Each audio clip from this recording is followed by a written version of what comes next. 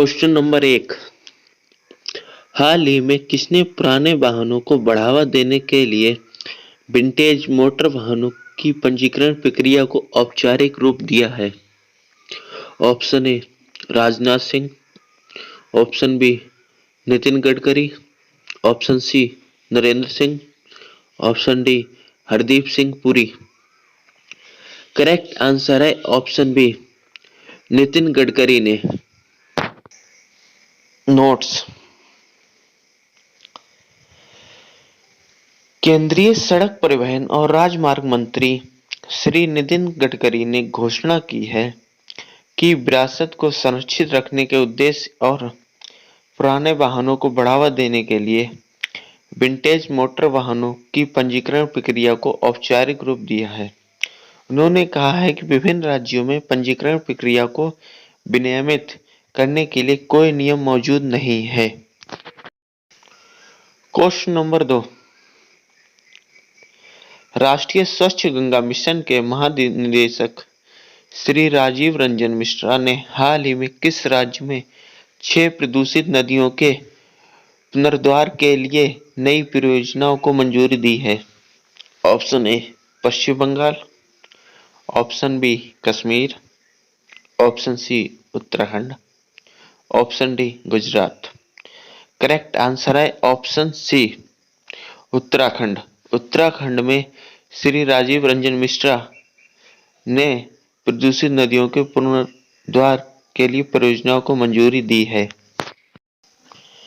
Notes. राष्ट्रीय स्वच्छ Ganga mission के महानिदेशक श्री राजीव रंजन मिश्रा ने हाल ही में उत्तराखंड में 6 प्रदूषित नदियों के पुनरुद्धार के लिए नई परियोजनाओं को मंजूरी दे दी है। इस परियोजना से प्रदूषित हो चुकी वेला, ढेला, किच्छा, कोसी, नौधर, पिलाखर और काशीपुर नदियों को फिर से जीवंत किया जाएगा। Question number 3। निम्न में से किसने हाल ही में कोविड टीका संग सुरक्षित वन धन और उद्यम अभियान लॉन्च किया है? Option A Rajnath Singh, option B Arjun Munda, option C Hardeep Singh Puri, option D Nirmala Sitharaman. Correct answer है ऑप्शन बी अर्जुन मुंडा ने। नोट्स।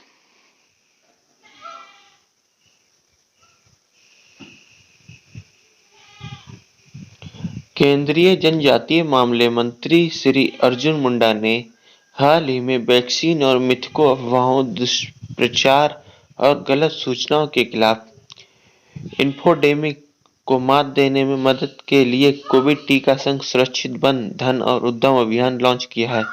यह अभियान यूनिसेफ और WHO की साझेदारी में शुरू किया गया है। Question number 4।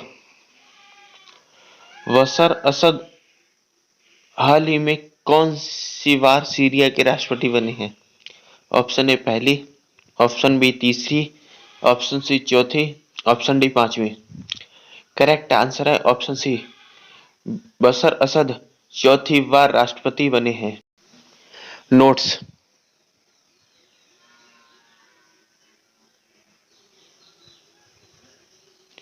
बशर असद हाल ही में चौथी बार सीरिया के राष्ट्रपति बने हैं। उन्होंने पद की शपथ ली और इसके बाद पश्चिम देशों द्वारा लगाए गए आर्थिक प्रतिबंधों के प्रभाव से निपटने का संकल्प जताया है। असद वर्ष 2000 से ही इस देश की सत्ता में है और उनका एक बार फिर राष्ट्रपति बनना लगभग तय माना जा रहा था। प्रश्न नंबर 5। विद्युत मंत्री R.K. सिंह ने हाल ही में नई दिल्ली में राज्य विद्युत वितरण इकाइयों के लिए कौन सी एकीकृत रेटिंग जारी की है? ऑप्शन ए 5वीं, ऑप्शन बी 6, ऑप्शन सी 7वीं, ऑप्शन डी 9वीं। करेक्ट आंसर है ऑप्शन डी 9वीं वितरण इकाई। नोट्स। विद्युत मंत्री R.K. सिंह ने हाल ही में विद्युत वित्त निगम के 36वें स्थापना दिवस पर नई दिल्ली में राज्य विद्युत वितरण इकाइयों के लिए नवी एकीकृत रेटिंग जारी की है। साथ ही उन्होंने कहा है कि रेखांकित किया गया है कि सभी उपयोगिताओं की भागीदारी के साथ 41 राज्य विद्युत वितरण उपयोगिताओं को कवर किया गया है। क्वेश्चन नंबर 7, भारत में कोविड-19 टीकाकरण का आंकड़ा हाल ही में कितने करोड़ के पार पहुंच गया है? Option A 40 crore, option B 50 crore, option C 60 crore, option D 70 crore. Correct answer है ऑप्शन ए। भारत में कोविड-19 टीकाकरण 40 करोड़ का आंकड़ा पार पहुंच चुका है। नोट्स: भारत में कोविड-19 टीकाकरण का आंकड़ा हाल ही में 40 करोड़ के पार पहुंच गया है। रिपोर्ट के मुताबिक पिछले 24 घंटे में 40 करोड़ 38,000 लोगों को टीका लगाया गया है। अब तक पूरे भारत में 18 से 44 वर्ष के 12 करोड़ 40 लोगों को टीके की पहली खुराक दी जा चुकी है। क्वेश्चन नंबर 9, रोग नियंत्रण और रोकथाम केंद्र के अनुसार किस शहर में मंकी पॉक्स का पहला मामला सामने आया है? Option A Pune, option B Texas, option C Chennai, option D London. Correct answer है ऑप्शन बी टेक्सास। नोट्स: रोग नियंत्रण और रोकथाम केंद्र के अनुसार अमेरिका के टेक्सास में अमेरिका निवासी में मंकी पॉक्स का पहला मामला सामने आया है। इस निवासी ने हाल ही में नाइजीरिया से अमेरिका की यात्रा की थी। मंकी पॉक्स के इस स्ट्रेन से घातक संक्रमण 100 में से एक व्यक्ति को होता है। मंकी पॉक्स एक दुर्लभ वायरल बीमारी है, लेकिन वर्तमान में यह जनता के लिए खतरे का कारण नहीं है। क्वेश्चन नंबर 10, इनमें से किस देश ने एशिया प्रशांत आर्थिक सहयोग नामक एशिया प्रशांत व्यापार समूह की विशेष वर्चुअल बैठक की अध्यक्षता की है? Option A England, option B New Zealand, option C Australia, option D Africa. Correct answer है ऑप्शन बी न्यूजीलैंड ने। नोट्स: न्यूजीलैंड ने हाल ही में एशिया प्रशांत आर्थिक सहयोग नामक एशिया प्रशांत व्यापार समूह की विशेष वर्चुअल बैठक की अध्यक्षता की है। इस बैठक के दौरान कोरोना टीकाकरण एक वैश्विक सार्वजनिक आवश्यकता है और स्वास्थ्य आपातकाल को दूर करने के लिए टीकों तक पहुंच में तेजी लाने पर जोर दिया गया है।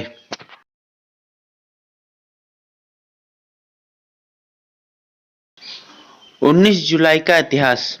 19 जुलाई की ऐतिहासिक घटनाएं निम्न। 19 जुलाई की कुछ घटनाएं। नंबर 1, 1848 पहला महिला अधिकार सम्मेलन न्यूयॉर्क के सिनेकॉ फॉल्स में आयोजित किया गया था।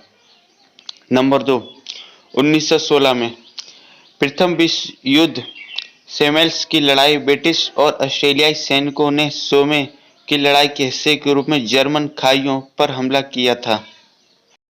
नंबर 3, 1940 फील्ड मार्शल समारोह। द्वितीय विश्व युद्ध में पहला अवसर कि हिटलर ने सैन्य उपलब्धियों के कारण फील्ड मार्शल नियुक्त किया गया था। नंबर 4, 1943 द्वितीय विश्व युद्ध 500 से अधिक सहयोगी विमानों द्वारा रोम पर भारी हमला किया गया, जिसमें हजारों लोग मारे गए थे। नंबर 5, 1947 छाया वर्मी सरकार के प्रधानमंत्री बोग्याक ओंग सैन और 8 अन्य की हत्या कर दी गई थी। पॉइंट नंबर 6, 1947 कोरियाई राजनेता ली वुन होंग की हत्या कर दी गई थी। यह 19 जुलाई से जुड़ी कुछ प्रमुख घटनाएं थीं, जो इस प्रकार हैं, जो मैंने आपके सामने प्रस्तुत की हैं। प्लीज दोस्तों चैनल को सब्सक्राइब करें और पसंद आया हो तो शेयर भी करिए। पॉइंट नंबर 7, 1969 भारत सरकार ने देश के 14 प्रमुख बैंकों का राष्ट्रीयकरण किया गया था। पॉइंट नंबर 8, 1976 नेपाल में सगरमाथा राष्ट्रीय उद्यान बनाया गया था। ऑप्शन 9, 1977 दुनिया की पहली global positioning system GPS signal navigation technology satellite 2 NTS-2 से प्रेषित की गई।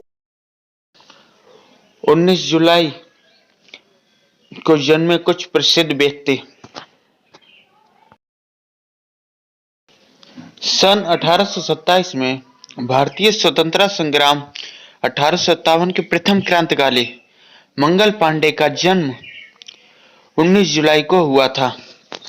नंबर 2, 1894 बंगाल के मुस्लिम नेताओं में से एक ख्वाजा नजीमुद्दीन का जन्म भी इसी दिन हुआ था। पॉइंट नंबर 3, 1909 मलयालम भाषा की प्रसिद्ध कवयित्री नालापत बालमणि अम्मा का जन्म हुआ था। पॉइंट नंबर 4, 1925 द्वितीय, तीसरी, चौथी, पांचवी, आठवीं, 9वीं लोकसभा के सदस्य दिनेश सिंह का जन्म हुआ था इसी दिन को। 1948 भारत के भूतपूर्व 39वें मुख्य न्यायाधीश अल्तमश कबीर का जन्म हुआ था। 19 जुलाई को हुए प्रसिद्ध व्यक्तियों के निधन। सन 2018 हिंदी साहित्यकार, शिक्षक एवं कवि सम्मेलनों के मंचों पर काव्य वाचक एवं फिल्मों के गीत लेखक गोपाल दास नीरज का निधन हुआ था।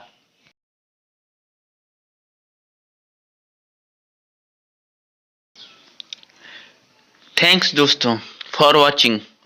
Please subscribe channel.